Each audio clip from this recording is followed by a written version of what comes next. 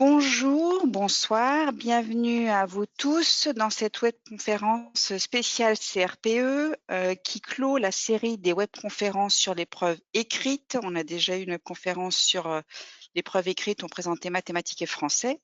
Nous avons eu deux autres webconférences où nous présentions l'épreuve écrite d'application art et celle de sciences et technologies. Et donc cette quatrième et troisième pour l'épreuve écrite d'application webconférence présente l'épreuve d'application pour le volet histoire, géographie, EMC.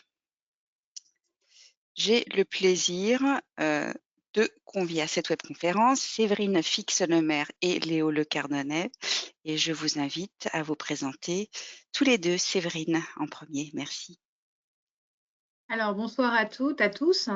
Donc moi, je suis conseillère pédagogique premier degré à Paris et puis docteur en sciences de l'éducation et de la formation spécialisée sur l'enseignement moral et civique.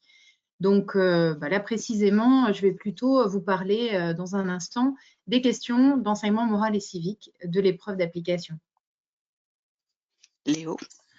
Bonsoir, donc Léo Le Cardonnel, j'ai été professeur des écoles et je le suis toujours, mais j'ai été en classe une dizaine d'années avant d'être formateur à l'INSP de Paris dans le département d'histoire-géographie et j'ai mené différents cursus universitaires sur la didactique de l'histoire. Et donc vous l'aurez compris, j'ai plutôt eu la chance de travailler sur les sujets d'histoire. Petite précision, Séverine et Léo sont les co-auteurs de l'ouvrage Nathan de préparation à l'épreuve écrite d'application histoire-géographie EMC et c'est sur un des sujets d'ailleurs que nous allons travailler, cas pratique que vous aviez à disposition sur la.fr. Alors on n'a pas eu de proposition de corriger, mais on va quand même vous proposer un corrigé commenté de ce sujet. On vous présente rapidement le sommaire, si le PowerPoint veut bien avancer. Voilà. Je vais rapidement vous rappeler les attendus du concours et ensuite on va directement entrer dans le vif du sujet avec donc la correction d'un cas pratique qui comportait deux volets, un volet EMC et un volet histoire et ce sont Séverine et Léo évidemment qui vous en parleront le mieux. Rapidement, on vous rappelle les attendus du concours. Vous avez certainement déjà lu des informations. Donc le texte de référence, c'est l'arrêté du 25 janvier 2021. On vous rappelle que pour cette épreuve écrite d'application qui est donc coefficient 1, qui dure 3 heures et qui est noté sur 20 avec une note éliminatoire de 5, que vous avez au début de l'épreuve le choix entre 3 grandes disciplines, art, sciences et technologies, histoire, géographie, EMC. Et c'est ce troisième volet que nous abordons aujourd'hui. Le cadre de référence des épreuves, c'est le programme de l'école primaire, mais le niveau de connaissance attendu est celui du cycle 4, donc fin de collège. Donc, notez bien ces différences. On vous rappelle aussi sur cette slide les objectifs de l'épreuve et soulignés en rouge, vous devez proposer une démarche d'apprentissage progressive et cohérente. Et vous verrez une des applications dans les corrigés à suivre.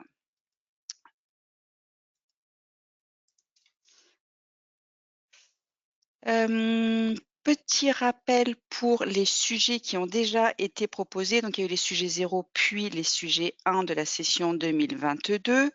Donc, pour l'histoire-géographie EMC, c'est 2 composantes sur 3 qui à chaque fois figurent dans les sujets. On vous a mis ici les binômes possibles et 2 possibilités de comptage de points, soit à égalité 10 et 10, c'est le cas à droite avec histoire et EMC, soit une majeure, une mineure que vous pouvez voir une fois l'histoire a été majeure avec la géo en mineur et une fois la géographie a été une majeure avec 12 points et l'EMC a été une mineure en 8 points. Donc vous serez sûr et certain d'être interrogé sur 2 des disciplines sur 3. L'essentiel de la présentation des attendus étant dite, nous allons pouvoir passer au corrigé du cas pratique. Donc nous avons choisi le sujet numéro 5 qui était présenté dans l'ouvrage et qui était un sujet moitié-moitié pour les points EMC et histoire. Et je me tais et je passe la parole à Séverine.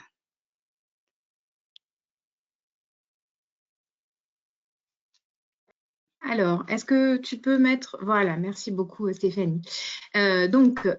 Pour cette correction du cas pratique, donc pour la partie EMC, je voulais revenir avec vous déjà sur les questions et les documents. Donc, vous avez deux types de questions. On va revenir dans un instant dessus. Là, ce que je veux vous dire par rapport à cette diapo, c'est que stratégiquement, ce qui est intéressant, c'est de lire en premier les questions, les deux questions. Vous en aurez deux. Vous lisez les deux questions en EMC tranquillement, bien correctement. Et ensuite, vous lisez le dossier documentaire. Pourquoi? Parce que lorsque vous allez lire le dossier documentaire, vous allez le lire avec en tête les questions et donc la notion qu'on vous demande de travailler dans les questions.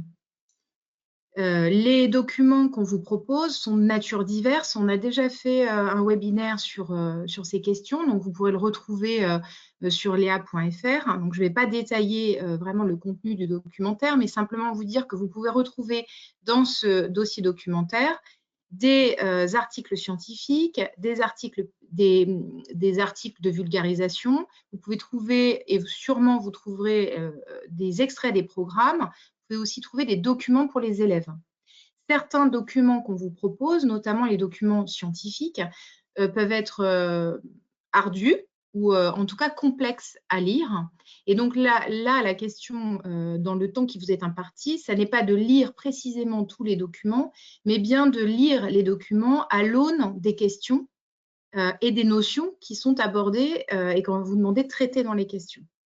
Donc, voilà, vous avez nécessairement ces questions. Moi, je vous conseille vraiment de les lire d'abord, de bien les comprendre et ensuite de lire, voire de parcourir le dossier documentaire en surlignant dans le dossier documentaire ce qui vous semble déjà, de prime abord, répondre aux questions. On peut regarder la slide suivante. Et là, on va vraiment rentrer dans la correction de ce sujet. Donc, ce sujet proposait deux questions. Une question théorique, didactique, et une question plutôt pratique pédagogique. Il est fort probable que vous ayez ces deux types de questions pour l'EMC, mais vous verrez ensuite pour l'histoire et la géographie. Donc, une première question plutôt théorique et didactique pour laquelle on va vous demander de répondre, notamment, par exemple, là, sur les enjeux de l'enseignement de l'Union européenne à l'école aujourd'hui. La question des enjeux, elle risque de se poser, alors que ce soit en EMC, en histoire, en géographie, parce que c'est une question fondamentale, en fait. À travers cette question, on veut voir si vous avez compris pourquoi on enseigne telle ou telle notion à l'école. Et donc, à chaque fois que vous voyez le mot enjeu, la question c'est pourquoi est-ce qu'on enseigne cela à l'école? Pourquoi est-ce que les programmes commandent d'enseigner cette notion à l'école? Et donc là, c'est vraiment une question théorique et didactique, c'est-à-dire que vous répondez à l'aide des documents qui vous sont fournis et à l'aide également de ce que vous savez, de ce pourquoi on enseigne telle ou telle notion. La deuxième question est plutôt une question pratique ou pédagogique. C'est-à-dire qu'en fait, on va évaluer votre capacité à proposer une démarche d'apprentissage progressive et cohérente. C'est ce qui était surligné en rouge dans le décret. Si vous lisez bien la question, là, toutes les informations sont importantes à relever pour pouvoir répondre de manière très ciblée à la question qui est posée et ne pas faire un hors-sujet. Si je reprends les différents éléments que j'ai surlignés, donc à partir du dossier documentaire, ça signifie qu'il va falloir que vous vous basiez sur les documents fournis. Donc, on verra dans un instant des extraits de la correction de ce sujet et vous verrez que clairement, il est fait référence au dossier documentaire en mentionnant le nom de l'auteur, par exemple, de l'article, si c'est un article, ou en mentionnant, entre guillemets, des citations avec la référence au document, type, entre parenthèses, document 5, dans le corps du texte. Donc ça, il faut que ça apparaisse parce que c'est écrit noir sur blanc que vous devez montrer que vous avez utilisé le dossier documentaire. Si je poursuis la lecture de la question, il est écrit « et d'autres documents ». Donc, à partir du dossier documentaire et d'autres documents. Ça signifie qu'il va falloir faire appel à une forme de culture générale en EMC. C'est-à-dire qu'on vous demande à la fois de vous baser sur les documents qu'on vous donne dans le dossier documentaire et de montrer comment vous les utilisez, mais aussi d'apporter d'autres idées de documents. Alors, évidemment, si toutefois vous n'avez pas d'autres idées de documents, sachez que ce n'est pas rédhibitoire. C'est-à-dire que quand on vous demande d'autres documents, quand on vous demande de convoquer d'autres documents, ça sera la différence entre une copie à 18 et puis une copie à 15, par exemple. Voilà. Mais ce n'est pas rédhibitoire. Ne vous focalisez pas là-dessus et ne cherchez pas pendant des minutes et des minutes d'autres documents possibles. S'il n'y en a pas qui vous viennent à l'esprit, eh ben, ce n'est pas grave. Vous convoquez uniquement ceux du dossier documentaire. Je poursuis la lecture de la question. Donc, à partir du dossier documentaire et d'autres documents que vous convoquerez, détaillez une séance sur la citoyenneté européenne au cycle 3. Le verbe détailler, il signifie décrire, raconter dans les moindres éléments. Ça, c'est la définition du dictionnaire. Donc là, on vous demande d'écrire le maximum d'informations et d'éléments dont vous disposez sur une séance sur la citoyenneté européenne. Alors, c'est important parce que vous pouvez avoir une question où il y a écrit « brièvement parler de telle question ». Brièvement, ça veut dire brièvement, ça veut dire qu'on n'attend pas de vous une dissertation de 3 pages. Là, dans la question, on vous met « détaillé ». Ça veut dire qu'il va falloir que vous écriviez le plus de détails possible. Tout ce que vous savez pour construire une séance sur la citoyenneté européenne au cycle 3. Je poursuis. Donc, une fois qu'on vous a donné en fait la consigne générale, c'est-à-dire à partir du dossier documentaire et d'autres documents que vous convoquerez, détailler une séance sur la citoyenneté européenne au cycle 3, c'est ce qu'on attend de vous. Et pour vous aider et pour vous aiguiller dans cette entreprise, on va vous aider et on va vous proposer un guide. Donc, on vous dit, dans une introduction, donc ce qui signifie que vous devez rédiger un court paragraphe, introductif donc, dans lequel vous allez mentionner tout ce qu'on vous demande de mentionner juste après, c'est-à-dire le niveau de classe, l'objectif d'apprentissage, la place de la séance dans une séquence et dans la progression du programme de MC. Donc là, si vous lisez bien la question, si vous prenez le temps de bien lire la question, vous savez que déjà, il faut écrire quelques lignes en propos introductifs et pas commencer bille en tête par proposer un tableau avec une séance. C'est écrit noir sur blanc. Et puis ensuite, il y a écrit « puis expliciter vos choix pédagogiques ». Le verbe « expliciter », il est important parce que « expliciter », c'est énoncer plus clairement, rendre plus intelligible. Ce qui veut dire que là, vous devez être complètement clair dans ce que vous proposez et limpide dans vos propos, de telle sorte que le correcteur va vous suivre sans problème dans votre raisonnement. Il doit voir immédiatement quels sont vos choix pédagogiques. Et expliciter, ça veut quand même dire que vous devez justifier vos choix pédagogiques au maximum. Encore une fois, c'est une épreuve qui dure 3 heures, c'est très court. Donc, voilà, vous explicitez au maximum. Et on prend soin de vous dire, non seulement on vous demande d'expliciter vos choix pédagogiques, mais en plus, on vous demande de le faire pour chaque phase de la séance. Donc, là, la consigne ne peut pas être plus claire. On ne peut pas vous guider plus qu'en vous écrivant ce que vous venez de lire là et ce que je viens de commenter. Mais encore une fois, il vous revient de lire correctement la question et de surligner peut-être les mots qui vous semblent, comme je l'ai fait là, importants pour bien répondre à la question et pas partir à côté dans un sens qui n'est pas celui attendu. Alors, on peut regarder la correction là de ce sujet-là et donc de ces 2 questions. Donc, la première question, quels sont les enjeux de l'enseignement de l'Union européenne aujourd'hui? Donc, pourquoi est-ce qu'on enseigne l'Union européenne à l'école aujourd'hui? En tout cas, pourquoi est-ce que les programmes commandent d'enseigner l'Union européenne aujourd'hui? Donc là, dans la correction, vous avez 2 raisons qui semblent les raisons principales, c'est-à-dire qu'à la fois, on est citoyen en France nationale, mais on a une supranationalité qui est la citoyenneté européenne. Il s'agit quand même d'en savoir quelque chose pour pouvoir exercer cette citoyenneté supranationale. Et puis, une autre raison, c'est que l'Union européenne donne à voir des types de démocratie également dans d'autres pays qui sont intéressantes à contextualiser et à comparer aussi à notre système démocratique pour bien prendre en compte et pour que les élèves comprennent bien en fait ce que c'est que vivre dans une démocratie.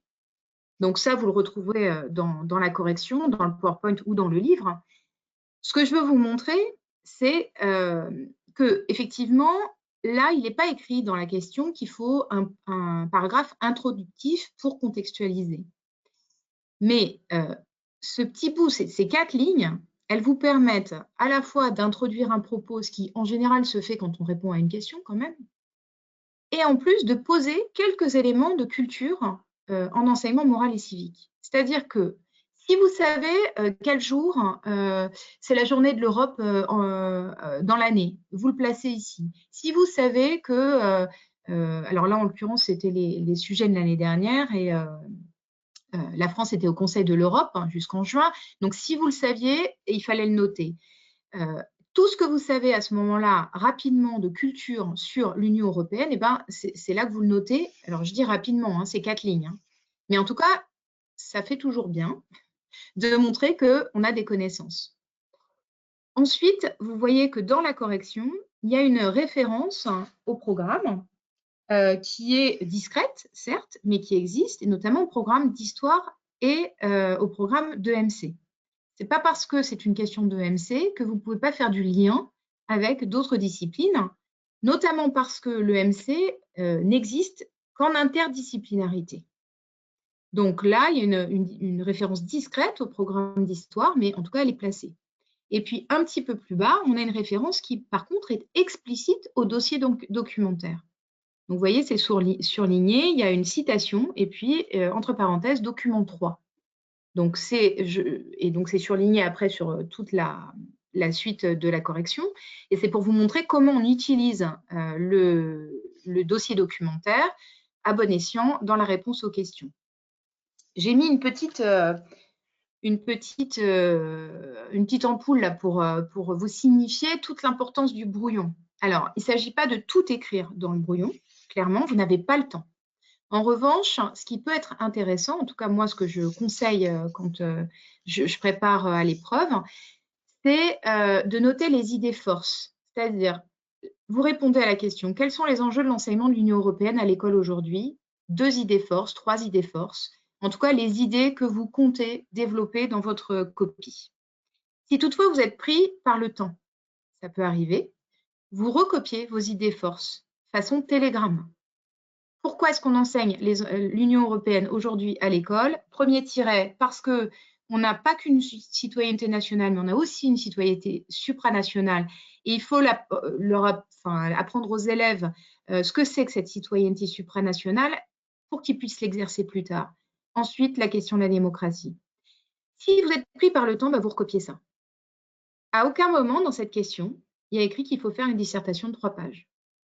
Donc, bien entendu, si vous mettez 2 tirets, vous répondez à la question en mettant 2 tirets, ça ne va pas être du meilleur effet.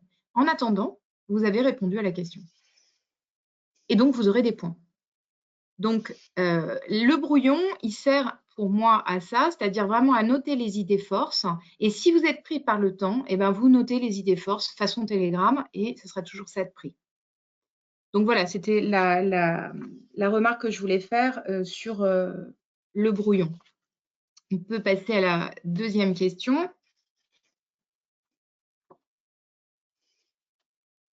Alors, dans la deuxième question que j'ai détaillée tout à l'heure, juste, je reprends ce que j'ai dit tout à l'heure en explicitant la question. Vous voyez qu'il y a une introduction avec les éléments demandés. Donc, c'est très clair. Dans une introduction, exposer le niveau de classe, l'objectif d'apprentissage, etc. Vous voyez que l'introduction, elle est là, elle est très claire. Vous en mettez le plus possible, vous détaillez le plus possible, puisqu'on vous a demandé de détailler une séance. Donc, vous en ajoutez le plus possible. Vous voyez qu'à chaque phase, comme il est demandé, donc explicitez vos choix pédagogiques pour chaque phase de la séance. Vous voyez là que sur la correction, chaque choix pédagogique est explicité pour chaque phase de la séance. De la même manière, vous avez en phase 2 la référence explicite au dossier documentaire, puisqu'on vous a demandé de vous référer au dossier documentaire. Donc, soit vous les mettez entre parenthèses avec écrit clairement document 2, document 3, etc. Soit vous faites des citations, soit vous paraphrasez, mais dans ce cas, vous mettez aussi la référence au document. Et d'autres documents, en l'occurrence là, dans la correction que je vous ai écrite, il se trouve que j'avais en référence des photographies à afficher, etc. et donc d'autres documents. Vous pouvez tout à fait ne pas avoir d'autres documents, je l'ai dit tout à l'heure. Si vous en avez, eh ben, c'est encore mieux. Voilà, tant mieux pour vous. Et donc, sur cette question, je voulais aussi parler de la présentation. Une question m'est souvent posée de savoir s'il faut écrire comme moi je l'ai fait là ou s'il faut remplir un tableau quand on propose une séance ou une séquence. Vous faites comme vous voulez. L'un ou l'autre, peu importe, dès l'instant où c'est lisible et assez clair.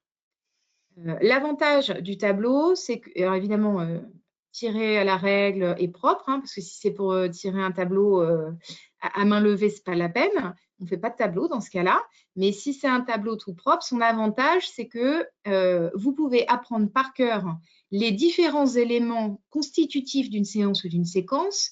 Et donc, vous faites votre tableau, vous remplissez votre tableau avec tous les éléments que vous connaissez, dont vous savez qu'ils doivent figurer dans une fiche de préparation de séance, et ensuite vous complétez avec ce qui est nécessaire pour la séance en question.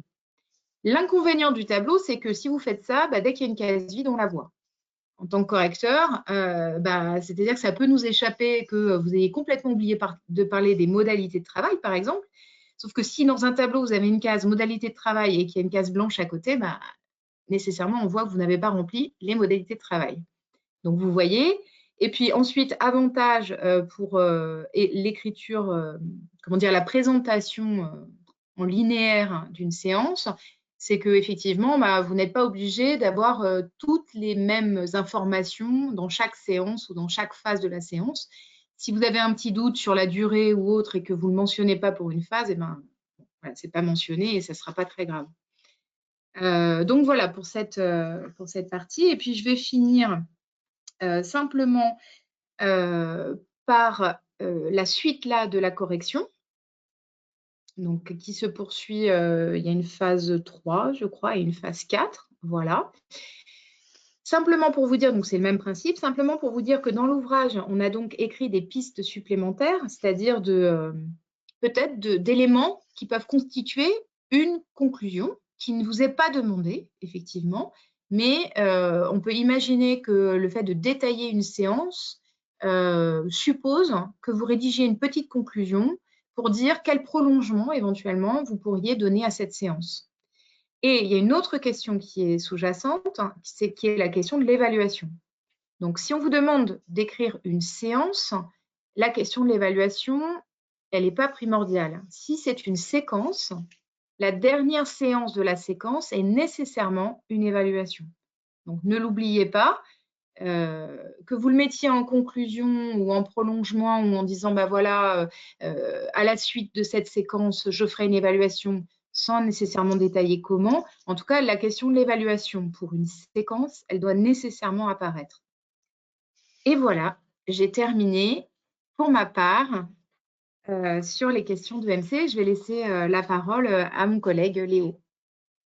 Merci Séverine. Je rappelle juste que si vous avez des questions par rapport à l'exposé de Séverine, vous n'hésitez pas à les poser dans l'espace questions et Séverine y répondra à l'issue de l'exposé de Léo. Voilà.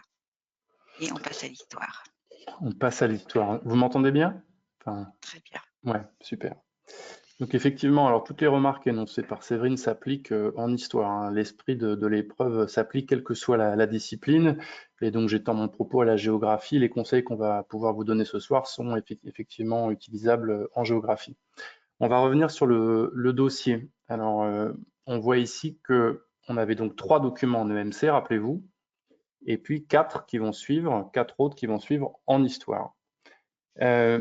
Quelques éléments qu'on a déjà pu développer dans le premier webinaire, mais sachez que les premiers documents, ici le numéro 4 et 5, donc en fait les 2 premiers pour l'histoire, le document 4 et 5, sont vraiment des éléments de cadrage.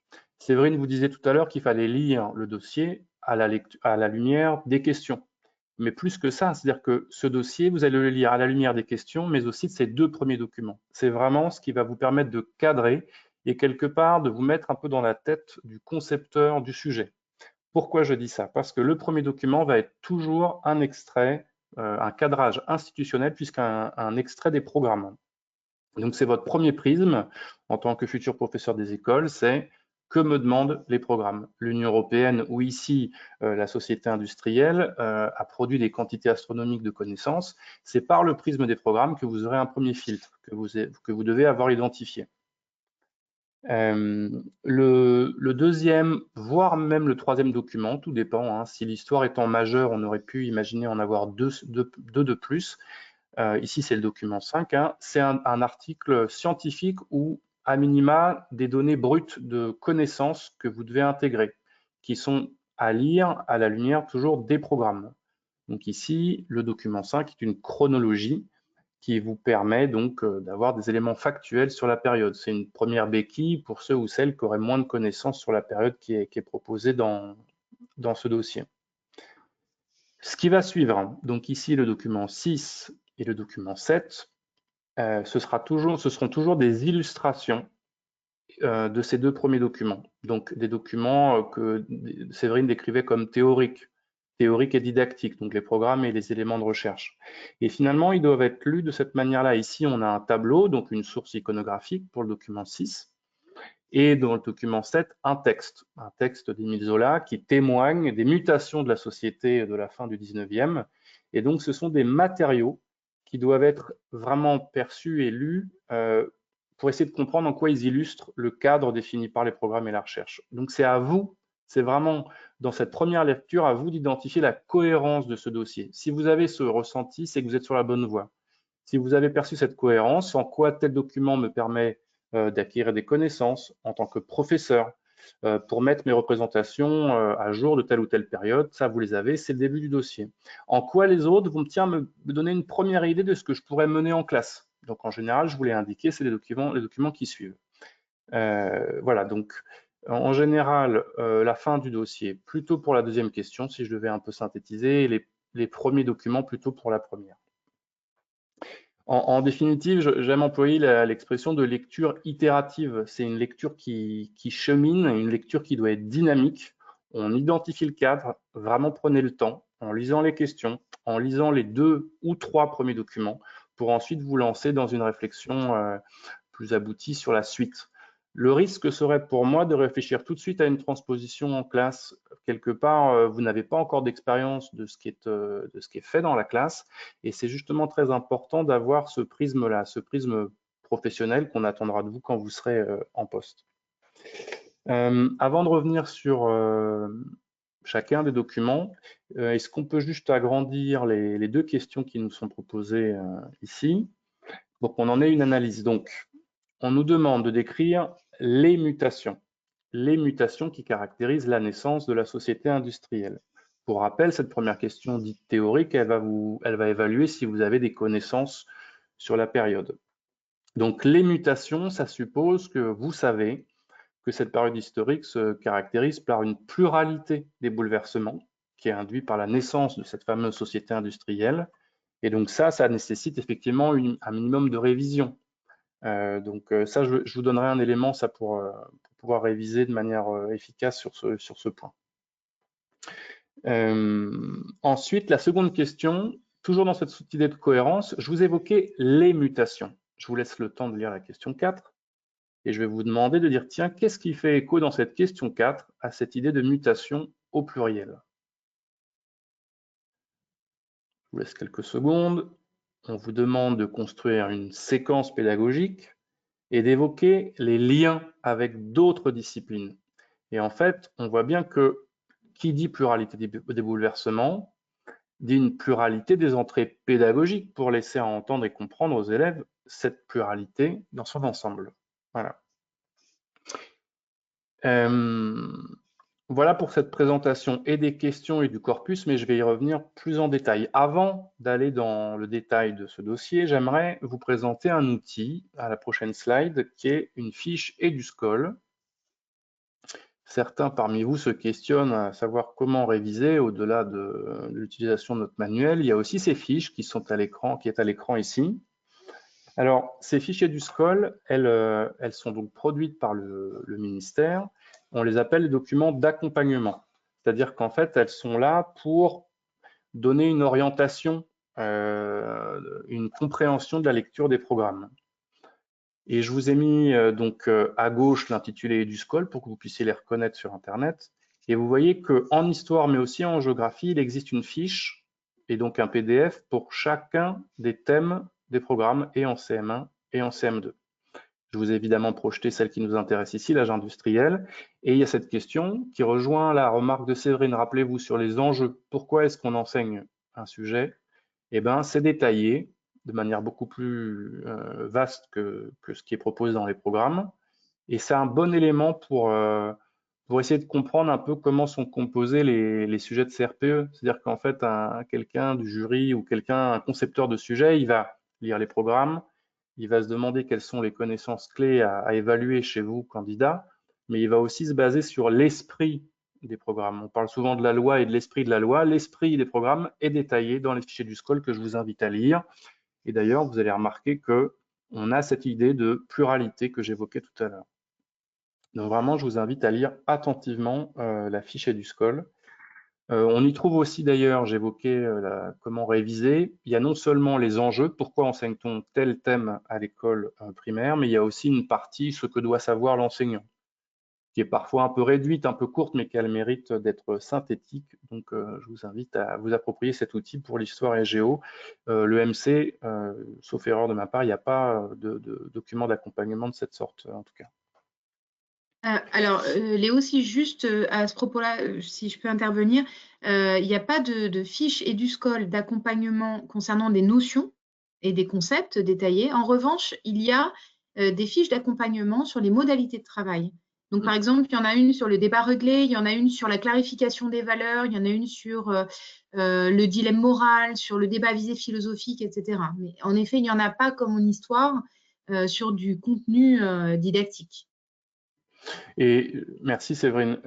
J'en profite aussi pour dire, je voulais vous présenter cette diapo parce que peut-être parmi vous se cachent des étudiants qui ont suivi un parcours en histoire ou en géographie. L'idée sera vraiment de vous, de vous empêcher parfois de faire des dissertes interminables et bien d'inscrire vos connaissances qui seront valorisées par le jury si elles s'inscrivent dans cet esprit des programmes. Donc vraiment, que ce soit pour des néophytes ou des plus experts en histoire ou en géographie et en EMC, demandez-vous encore une fois qu'est-ce qui est attendu de vous grâce à ces documents. Alors, on va entrer plus dans le détail avec, on va observer les premiers documents. Donc, les fameux documents cadres que j'évoquais. Donc, un document 4 extraits des programmes. Je vais passer rapidement, mais vous avez vraiment les repères annuels de programmation, ce qui doit être travaillé pour ce thème avec les élèves, et puis une première piste de démarche et de contenu, à savoir comment vous allez mettre en œuvre ce thème dans la classe. On y lit que l'industrialisation est un processus qui s'inscrit dans la durée, qui touche tous les secteurs de la production et qui entraîne des évolutions des mondes urbains et ruraux et de profonds changements sociaux et environnementaux. Donc, qu'est-ce que vous lisez ça, vous dites tiens, ok, donc pluralité, pluralité, et là, la chronologie. Vous observez assez vite que, enfin, je vous laisse regarder, qu'on observe notamment on a ce premier prisme qui est en tête et on va lire ce document 5 avec ce prisme. Et on voit que cette chronologie fait apparaître des inventions, des transformations sociétales qui font écho justement à cette pluralité que j'évoquais. Donc l'idée, ça va être d'avoir ce prisme, et je vais vous en montrer une illustration. Ça va être l'idée, c'est de catégoriser ces mutations qui apparaissent dans le document 5. Donc magie, Stéphanie, si tu veux faire apparaître les couleurs. Voilà, on commence à faire apparaître des grands bouleversements. Je vous laisse regarder ce qui est proposé. Peut-être de vous-même allez-vous identifier ces transformations.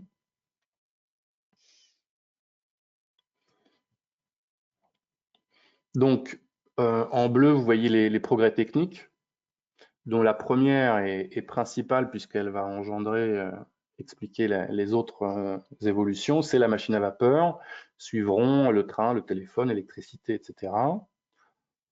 On voit aussi toujours, hein, c'est pour ça que ces deux documents sont côte à côte dans le slide, hein. On peut voir que je dise pas de bêtises, en vert, tout ce qui est processus, mécanisation, enfin modification de l'organisation spatiale, l'exode rural qui est déclenché par la mécanisation des terres agricoles et ce temps long qu'on évoquait tout à l'heure de l'industrialisation qui commence en Angleterre et qui s'étend progressivement aux autres pays européens.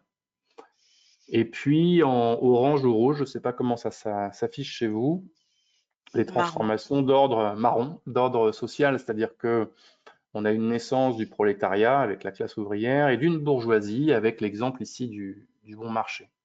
Donc voilà, c'était une façon de vous montrer comment, en ayant une grille de lecture préalable grâce aux questions, grâce à vos connaissances et à la compréhension des programmes et de leur esprit, on va faire un bon usage du dossier.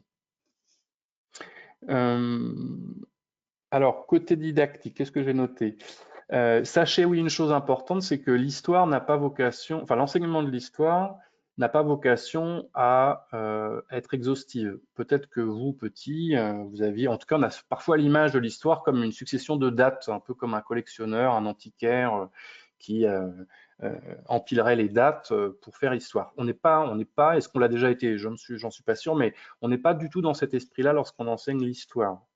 D'ailleurs, je vais vous lire un extrait des programmes de cycle 3. La page 68 dit explicitement « Le projet de formation du cycle 3 ne vise pas une connaissance linéaire et exhaustive de l'histoire. Les moments historiques retenus ont pour objectif de mettre en œuvre des repères historiques communs qui permettent de comprendre que le monde d'aujourd'hui et la société contemporaine sont les héritiers de longs processus de rupture, etc. etc. » L'idée étant que les élèves puissent se familiariser, puissent construire une première perception de la longue durée. Sachez-le, il faut que le correcteur il en ait conscience quand il vous lit, quoi. C'est-à-dire que l'histoire, la géographie, le MC seront retravaillés au collège, au lycée, etc. Voilà, c'est un petit point de vigilance supplémentaire. Alors, on va passer à la suite, mais on va observer le document.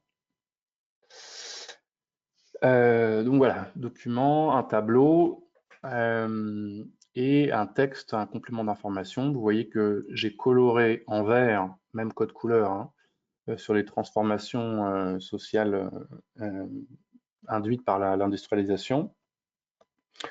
Donc vous avez ici, c'est ça la difficulté de l'épreuve, c'est qu'un document va vous être utile pour répondre aux deux questions.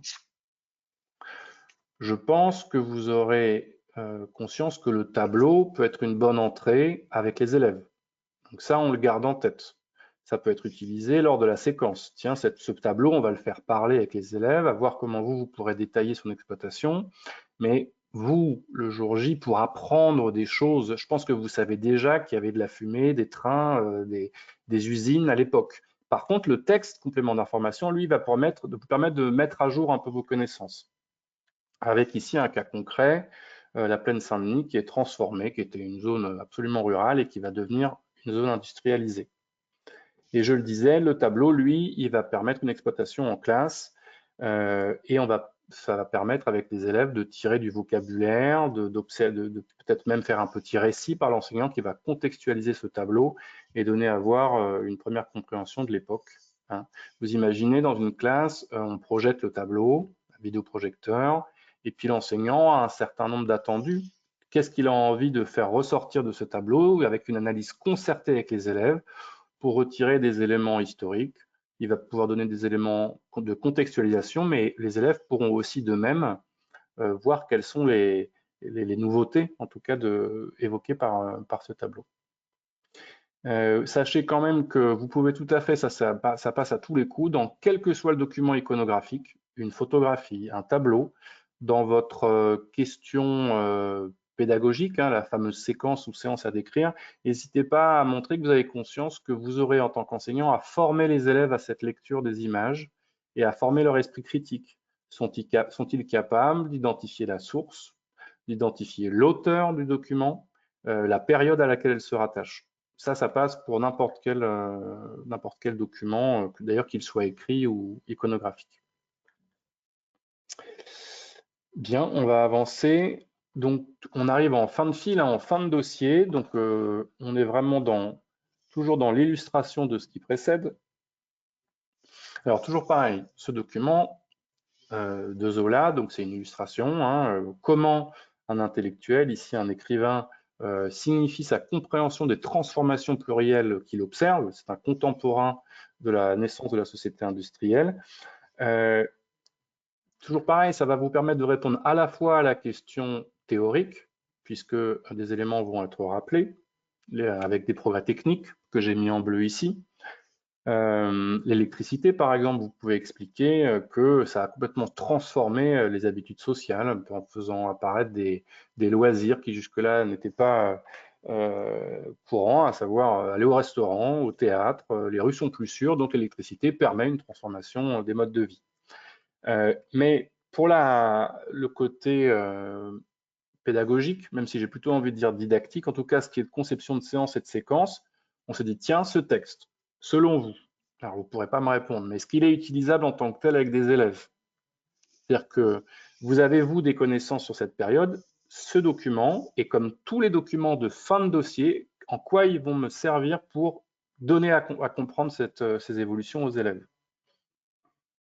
Donc voilà, on va être en plus dans une idée un peu d'autres disciplines, puisque vous l'aurez compris, on va être dans de la lecture, la littérature. Tout à l'heure, on était plutôt dans l'histoire des arts avec le tableau de tout à l'heure. Bref, c'est ça qui est pas simple, c'est en lisant un dossier, il faut avoir cette double lecture, à savoir répondre à la fois à la question théorique et à la question plus pédagogique. Vous voyez que j'ai quand même stabiloté ce qui pouvait être utile. Voilà, j'ai gardé le prisme de départ. Il n'y a pas de questions jusque-là? Alors, j'avance. Il y avait une question, tu peux peut-être répondre très rapidement, Léo, sur les documents. J'allais du coup répondre sur le chat, mais les documents histoire sont uniquement cycle 3. Donc, quel est le pendant pour le cycle 2, puisqu'il n'y a pas de document histoire en cycle 2 sur EduSchool? Alors, c'est vrai que par rapport au fichier du SCOL, cycle 2, c'est vrai que, bon, déjà, je ne sais pas si je peux dire ça comme ça, mais a priori, il y a 90% de chances que le sujet de CRPE tombe sur le cycle 3. 90%, vraiment. Bon, nous, dans notre bouquin, on a développé des sujets cycle 2 parce que, voilà, on sait que ça pouvait tomber. Pour revenir à votre question, effectivement, les fichiers du SCOL cycle 3 sont très détaillés. C'est finalement seulement au cycle 3 qu'on fait de l'histoire et de la géographie. Cette caractérisation disciplinaire, elle n'apparaît que au CM1. C'est aussi pour cette raison que sur EduSchool, on a quelque chose de plus notionnel, plus poussé à ce moment-là. On va dire qu'au cycle 2, on est davantage dans une construction de représentation de l'espace, représentation du temps, on va travailler sur des frises, on va travailler sur des modes de vie. Les thèmes avec un découpage chronologique, ça apparaît vraiment au cycle 3. Voilà. Merci, Donc Léo. effectivement, ces ressources-là n'apparaissent pas au cycle 2, mais il existe une page EduSchool cycle 2, mais qui va plutôt vous donner des billes sur la question pédagogique, puisque ça va être des exemples de séances et de séquences. Voilà. Donc ne les cherchez pas indéfiniment, vous ne les trouverez pas, les pendants cycle 2. Bien.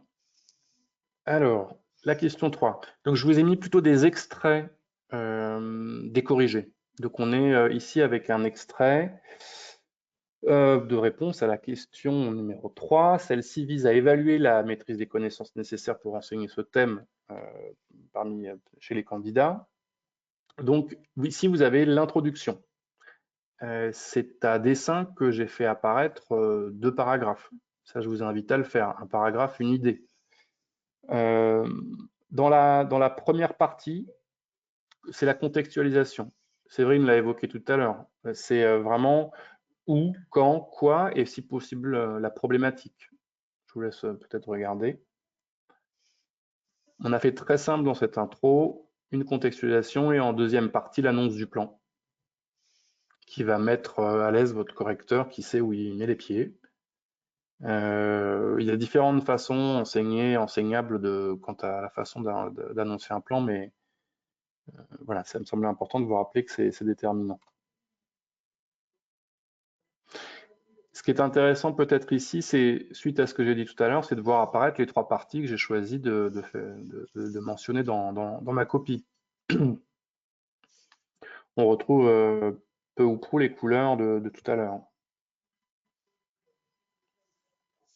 La première décrit la mécanisation qui est induite par les différentes révolutions techniques, les progrès techniques que j'évoquais, c'est la couleur bleue tout à l'heure.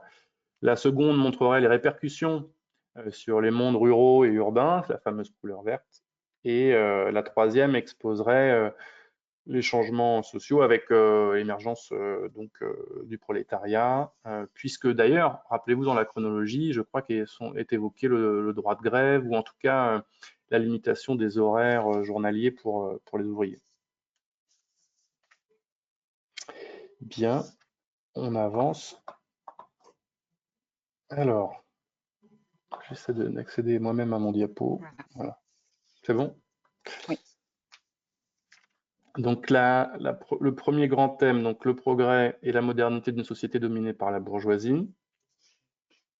Il y aura à chaque fois pareil ça c'est le premier paragraphe, les progrès techniques et les conséquences. Et dans un second, j'ai placé toujours les progrès techniques, mais perçus par les artistes et écrivains de l'époque. Zola n'était pas le seul à s'émerveiller des progrès faits à cette époque.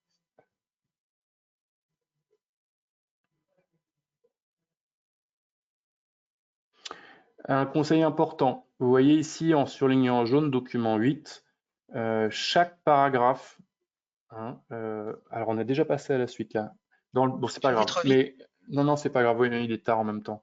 Dans chaque paragraphe, il faut vraiment que vous ayez une référence à au moins un document.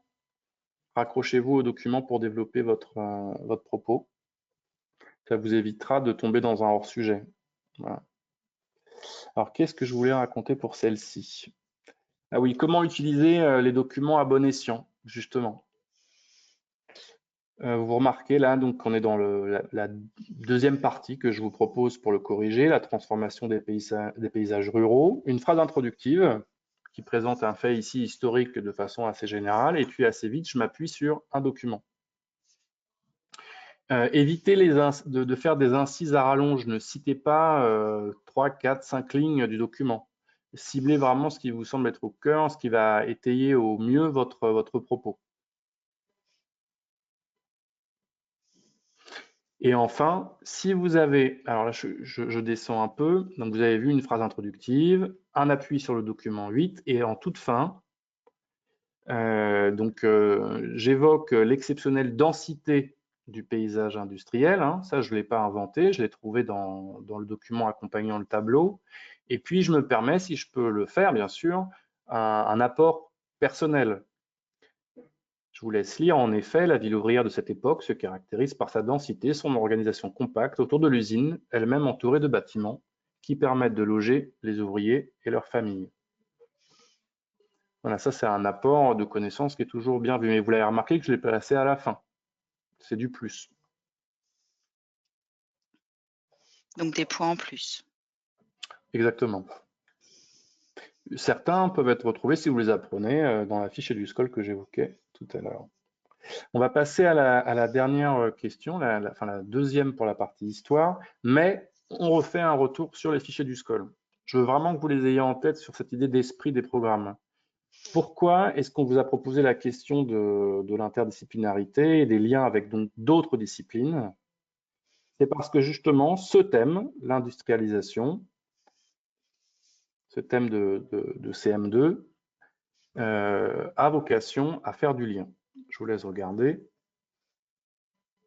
Le spectacle vivant, la littérature, on voit Victor Hugo, et puis l'architecture métallique, je ne sais pas moi, la Tour Eiffel, musée d'Orsay, que sais-je, il y a plein d'éléments en fait qui... C'est une période très dense, le 19e siècle, et donc les programmes ont choisi de donner des exemples concrets aux élèves pour montrer en quoi ça bouleverse ce Émile Zola. Il est complètement traumatisé par ce qu'il voit apparaître à ce moment-là. Et les enfants doivent être tout aussi... Finalement, l'histoire, c'est ça qui est magnifique, c'est qu'on se met à la place de cet autre qui a vécu avant nous et de se mettre dans sa tête. L'électricité, le téléphone, c'est des choses incroyables. Et cette diversité des entrées permet d'en rendre compte auprès des élèves. Et donc, j'en viens, je vous rassure, à ma dernière slide, à savoir, juste, est-ce que peut-être définir interdisciplinarité ou... Ouais, je pense que oui. Je vous ai entendu, vous avez dit oui.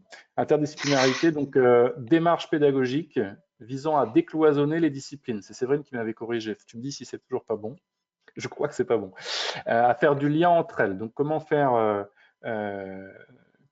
du lien, c'est-à-dire qu'on garde la spécificité de chacune des disciplines, donc ça peut être les sciences, quand on parle de machine à vapeur par exemple, on peut imaginer de bifurquer en sciences, garder les spécificités mais faire du lien entre elles. Est-ce que ça va? Je valide. Ah ben, vous voyez, je progresse. C'est vraiment la question du lien qui est fondamentale dans l'interdisciplinarité. Et quand on veut bien comprendre ça, on pose à côté la pluridisciplinarité qui elle, concerne plusieurs disciplines qui vont s'emparer de l'étude d'un objet, mais sans nécessairement travailler en lien les unes avec les autres. Merci. Et donc, en fait, voilà, c'est le propre du professeur des écoles que d'enseigner toutes les disciplines. On dit que l'enseignant du professeur des écoles est polyvalent. Alors, avant de passer à l'animation, je veux juste récupérer ma page. J'y suis. Rapidement, donc, on voit les mots en rouge, la séquence, séance. Une séance, c'est un temps d'enseignement, on va dire d'une 50aine de minutes au maximum, qui a un objectif propre. C'est-à-dire qu'en gros, on va, par exemple, travailler sur, je ne sais pas moi, la naissance de la bourgeoisie ou les grands progrès techniques du 19e siècle. Ça, c'est un objectif notionnel. Et puis, on va avoir un objectif plus en termes de compétences. On va dire, tiens, est-ce que mes élèves sont capables de lire un tableau, un document iconographique? Je l'évoquais tout à l'heure.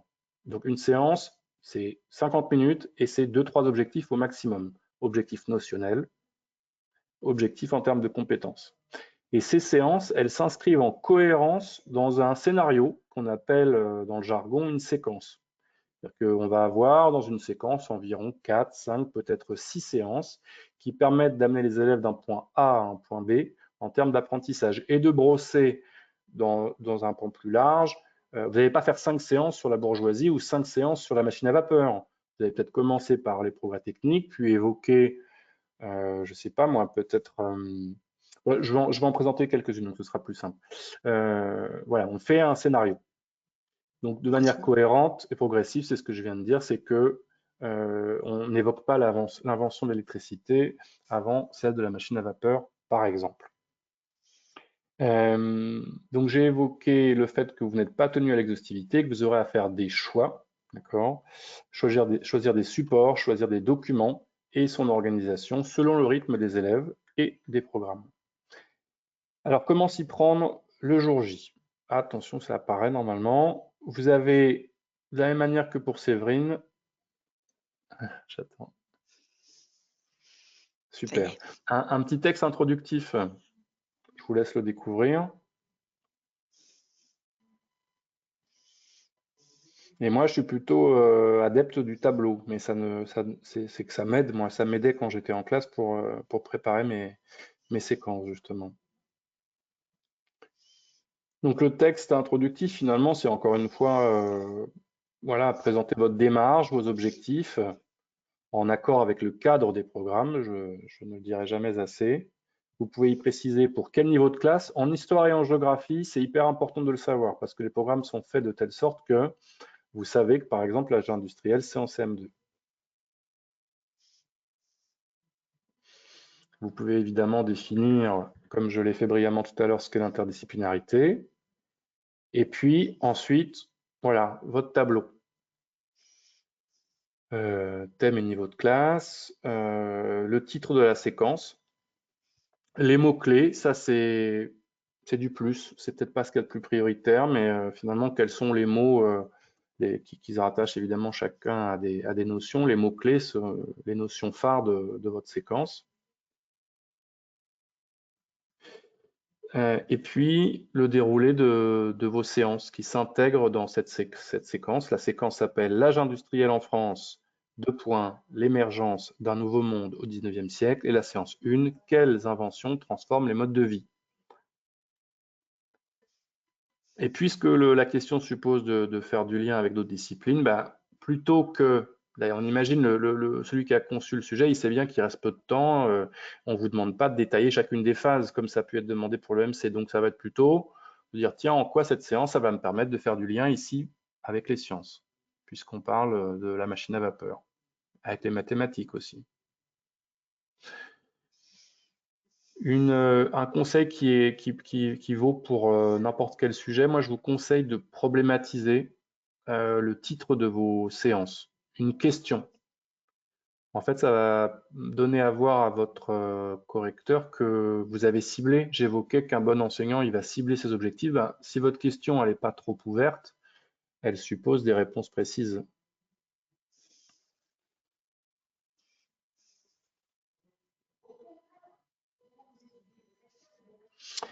Voilà, donc je n'ai pas mis toutes les séances. Je crois que de mémoire, elles sont au nombre de 5. On peut voir donc les inventions, comment les artistes et écrivains perçoivent ces transformations. On voit bien qu'il y a du lien avec le texte de Zola. Comment les villes se sont-elles transformées? Et puis ensuite, je crois qu'il y a quelque chose sur la vie des ouvriers de l'époque. Voilà. J'en ai terminé. Merci beaucoup, Léo. Il y a des questions. Et donc, je vais vous les poser. Alors, il y en a une, je me permets, parce que je vais y répondre très rapidement. C'est une étudiante qui demandait s'il y a de fortes probabilités que ce soit un sujet cycle 3. Alors, oula, probabilité oui, certitude non. Ne faites pas l'impasse sur le cycle 2. Et le cycle 1, ce serait sportif, voire dangereux. Donc non, on ne peut pas s'engager, nous, à vous dire qu'il y aura un sujet cycle 3, puisque nous ne connaissons pas les futurs sujets et que le programme porte sur les 3 cycles. Donc voilà, ça c'est peut-être pour répondre à cette personne. 2 autres questions. Première pour Séverine sur l'EMC. Donc sur le sujet sur les enjeux. Et cette personne, cette étudiante, demande s'il est fondamental de faire une introduction problématisée. Ou est-ce que ce n'est pas forcément nécessaire? Alors, est-ce que c'est fondamental? Non. Est-ce que c'est un gros plus pour la copie? Oui. C'est-à-dire que c'est exactement ce que vient de dire Léo quand il présente les titres de ces séances et qu'elles sont en quelque sorte problématisées. C'est pas juste transformer une phrase en question, c'est vraiment poser une problématisation aux élèves et au cours de la séance, on imagine que justement la séance va servir à répondre à cette problématique. Donc, est-ce que c'est fondamental? Voilà, ça va pas. Ne passez pas un quart d'heure à vous demander comment je peux construire une problématique pour répondre à la question. Maintenant, si c'est quelque chose qui vous vient assez rapidement, ben, c'est toujours mieux que de ne pas le faire. Merci pour cette réponse. Une question qui vous concerne. Alors, il y a une question qui a été posée sur la différence entre séquence et séance, mais je crois que Léo y a répondu assez longuement et que comme il y aura un replay, vous pourrez réécouter à loisir. Si vous n'avez pas tout bien retenu, ce qui est normal avec le flot d'informations, vous pourrez réécouter l'explication sur la séquence et les séances et aussi sur l'interdisciplinarité. Nous avons bien retenu. Une question qui vous concerne tous les deux. Pour les sujets, quand il y a plusieurs documents, est-ce qu'il faut citer tous les documents dans les réponses ou s'appuyer sur tous les documents pour les différentes questions et donc différentes réponses?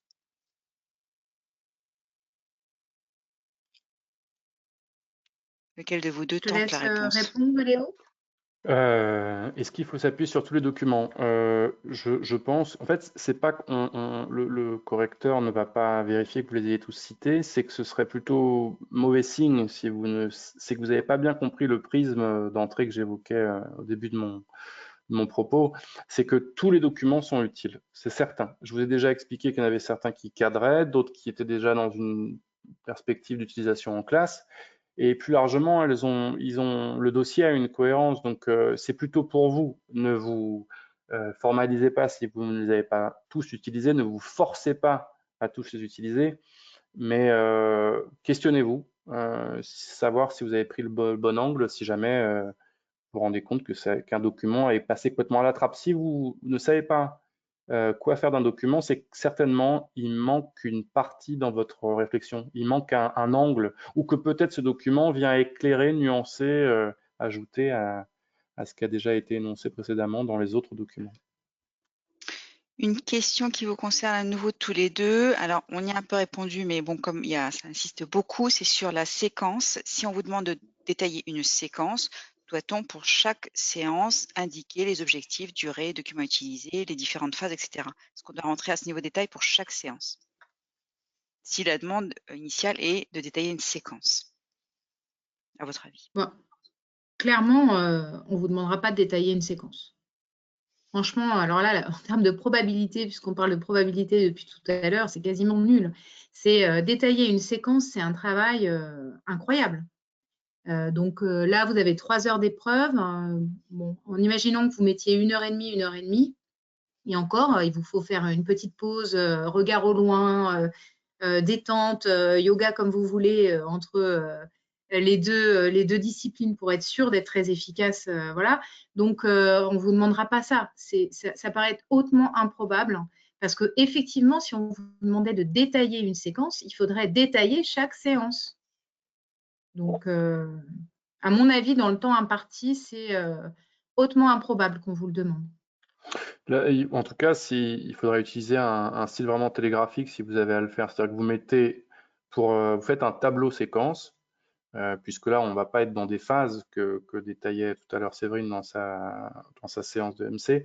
Vous avez le titre de votre global de la séquence, le titre de chacune de vos séances. On va voir tout de suite celui qui met 12 séances ou celui qui en met qu'une, bah déjà, il est à côté. Donc, le titre problématisé. Et puis, peut-être à minima, les documents que vous utiliseriez et associés à des objectifs. C'est-à-dire que de manière vraiment synthétique, vous pouvez expliquer que cette séance-là va servir à évoquer à convoquer telle connaissance et à mobiliser telle compétence, pardon, connaissance, compétence. Je rappelle juste, hein, les connaissances, ça va de soi, je pense que vous l'avez tous en tête, c'est, je sais pas, moi je vais dire une bêtise, en quelle année est mort Louis XIV? Bon, très bien. Et une compétence, c'est est-ce que vous êtes capable, avec des élèves, de leur faire travailler la lecture d'un tableau, le fameux tableau de Louis XIV, en tenue de sacre. Voilà, c'est compétences et connaissances. Rappelez-vous bien de ça, chaque séance doit alterner ces deux volets. On n'est pas dans une forme d'universalisme où ils doivent tout apprendre par cœur, non. Il faut qu'ils travaillent aussi des compétences. Donc, je répète, le titre, des objectifs associés à des documents, soit du dossier, c'est le mieux, mais aussi des documents que vous avez en tête grâce à vos connaissances personnelles. Merci Léo. Une dernière question, car l'heure est terminée. On déborde un peu, mais ils sont à peu près encore tous présents. Plusieurs ont posé la question, la différence entre les connaissances niveau cycle 1, 2, 3 et les connaissances cycle 4. Est-ce que vous pouvez expliquer comment l'étudiant doit s'approprier ces 2 niveaux de connaissances en vue du concours et pour la suite? Ils ne sont pas très au clair, ils sont un peu inquiets pour cette mention du cycle 4. Bah, je peux comprendre, moi j'étais moi-même perdu avec cette remarque. Séverine, tu veux y aller ou... C'est-à-dire que pour enseigner à des élèves de cycle 1, 2 et 3, il faut que vous ayez un petit peu une longueur d'avance quand même. C'est-à-dire que nécessairement, il faut que vous ayez un peu plus que les connaissances qui sont enseignées dans les programmes de cycle 1, cycle 2, cycle 3. Donc, quand on vous dit que c'est comment dire, un niveau cycle 4, c'est comme quand on vous le dit en mathématiques. C'est-à-dire que voilà, ça ne veut pas dire que c'est ce que vous allez enseigner. Ça veut dire qu'on vous demande d'avoir une petite longueur d'avance, voire une plus grande longueur d'avance que ça, sur les connaissances que vous allez enseigner à vos élèves. Ça ne veut pas dire qu'il vous faut une connaissance du programme du cycle 4, puisque très clairement, vous n'aurez pas de documents sur les programmes du cycle 4 et encore moins un sujet histoire ou géographie cycle 4. Ça, c'est sûr. Mais il vous faut, vous, avoir comment dire, Une des culture fondements générale? théoriques, ben oui, et oui, qui quand même qui dépassent le cycle dans lequel vous allez enseigner au plus haut. Oui, enfin, même un très bon élève de cycle 4, hein, parce que ouais, il faut quand même un niveau suffisant. Par contre, moi, je profiterai de cette remarque, là, cycle 4 ou pas cycle 4, en tout cas, une bonne façon de réviser du point de vue notionnel, mais aussi pédagogique, c'est d'aller jeter un œil à des manuels de lycée. C'est-à-dire qu'on a souvent des résumés assez synthétiques pour réviser, et on a des documents. Donc ça peut être intéressant de se faire une culture sur les documents souvent utilisés et sur bah, tout simplement le cours en lui-même, quoi. Voilà. Eh bien, il est 18h50.